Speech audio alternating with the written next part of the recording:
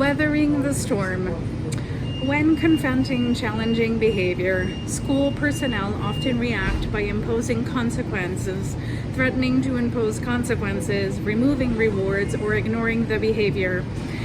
In some instances, school personnel might force students to behave.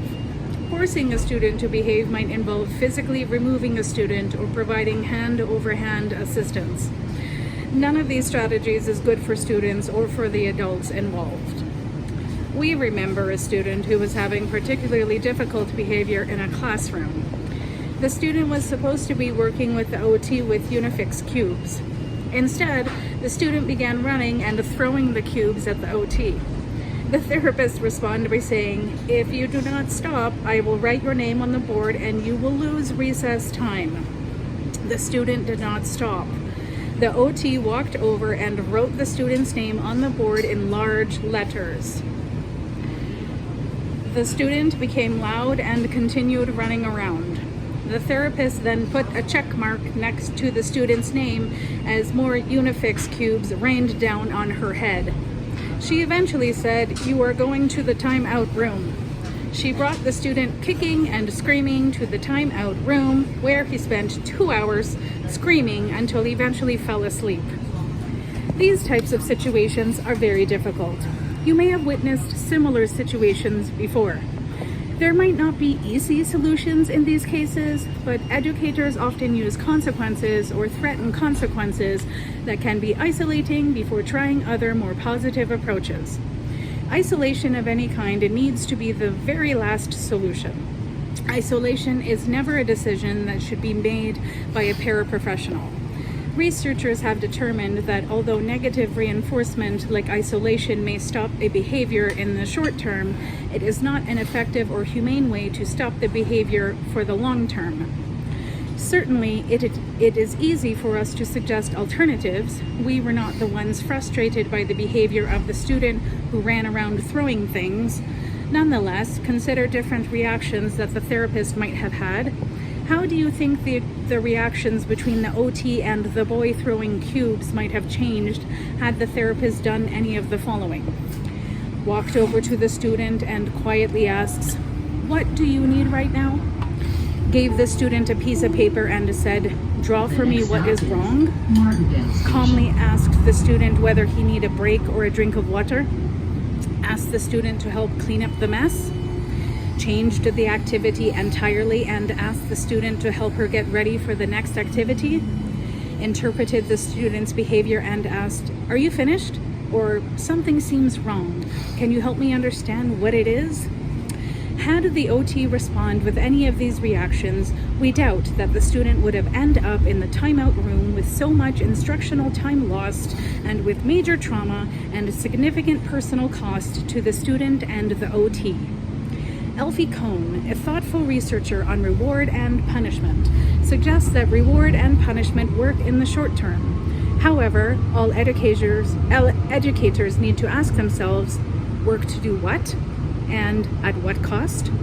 When educators think big about what they want for their students in life, they may think they want all their students to be self-reliant, responsible, socially skilled, caring people. Rewards and punishments produce only temporary compliance. They buy obedience, but they do not help anybody develop an intrinsic sense of responsibility. In your own life, think of a task that you do not enjoy doing. For example, we personally dislike taking out the garbage. Now, think for a moment. What if every time we had to take out the garbage, someone said, "Good job taking out the garbage"? Would that be more motivating? It wouldn't be for us. Sometimes things we might assume are rewarding are actually not. All behavior communicates something. It is important to understand that all behavior communicates something. If a student is engaging in challenging behavior, ask yourself, what might this student be communicating? Once you have made your best guess as to what the student needs, try to meet that student needs. I, Julie, watched a paraprofessional do this beautifully. A student, Hayden, was continually tapping a classmate, Sarah, on the back. The tapping seemed to bother Sarah.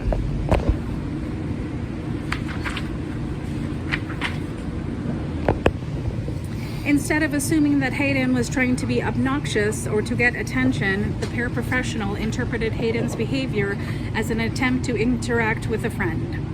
The paraprofessional whispered to Hayden, "Do you want to move closer and to talk with Sarah?" One way to start the conversation is to just say hi. Hayden moved closer and said hi, and the conversation went on from there. Some useful ways to interpret what a student is communicating include the following. Ask them, say, "I see you are doing X. What do you want me to know?" Or, "It must mean something when you bang your head. What does it mean?" Watch and learn. Record everything the student does before and after a behavior. Meet with the team and try to determine what the student is attempting to gain from behaving this way. Attribute positive motives. One of the most important things is to consider what you believe about a particular child. Attribute the best possible motive consistent with the facts. Assume that the student does not have malicious intent. The student is probably trying to get their needs met or to communicate something to you. Another example involves a student who physically ran into a teacher in the hall and the girl's backpack hit the teacher. The teacher bent down and began yelling at the student, "You got to stop messing around. If you keep this up, you will hurt someone." A paraprofessional who was walking with the class said, "I do not think she meant to run into you. I saw what happened. She was walking along and talking with her friend. She didn't see you stop, and she didn't mean to run into you." This situation can be filtered through two different lenses. When you attribute the best possible motive consistent with the facts, you often see things in a positive and possibly more accurate light. This positive viewpoint opens the door for more humanistic approaches to behavior. On the other hand, when behavior is interpreted as malicious or mean-spirited, it is all too easy to respond in a similar way. Have you ever been out of control? What do you need when you are out of control? We personally need someone to listen, someone to talk to, someone to not give advice. Sometimes we need a nap or some time away. When students are in the heat of the moment, they often need compassion from a calm person. They need a paraprofessional who is safe, patient, and cool, and who will gently provide support. What students do not need in the heat of the moment, or ever, for that matter, is to be ignored, to be yelled at, to be treated with hostility, sarcasm, or public humiliation, or to be forcefully removed from the situation. Consider the following calm ways to approach students when they are experiencing big emotions that can help de-escalate challenging behaviors. 9 calm ways to respond during big emotions. Remain calm and take a deep breath. Tell the students, "I am here for you."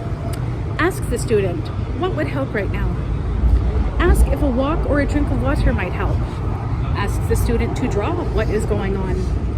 Draw together. Say, "This figure is you. Can you help me add details? What is in your head?" Or, "What are you thinking or feeling right now?" Distract with humor. Give the student a responsibility. Would you take this book down to the library? Tell the student, "I am here to listen. You can tell me how you are feeling." Reflect. What supports do you need for yourself to remain calm and collected during a potential crisis? The science of stress. When students experience challenging behavior, they are often dealing with increased levels of stress due to academic, emotional, or social needs that are not being met. High levels of stress in anyone, child or adult, leads to a release of cortisol, which is the body's main stress hormone that works with the brain to control mood, motivation, and fear. We like to think about it as a built-in alarm system, best known for triggering what is known as a fight or flight response. When this physiological response occurs in students, we often see behavior outbursts and difficult to manage behaviors. These behaviors are not cognitive choices that our students are making in the moment. They are the result of a physiological reaction to environmental stressors. Practice the calm. It is important for educators to respond to students in calm, reassuring, and private ways when they are feeling high levels of stress, exhibiting challenging behaviors, or experiencing crisis. Paula Kluth, a friend and inclusive education expert, offers this advice. When a student is kicking, biting, banging her head, or screaming, she is most likely miserable, confused, scared, or uncomfortable.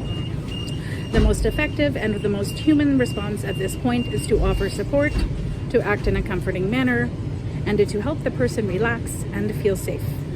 Teaching can come later. In a crisis, the educator must listen, support, and simply be there.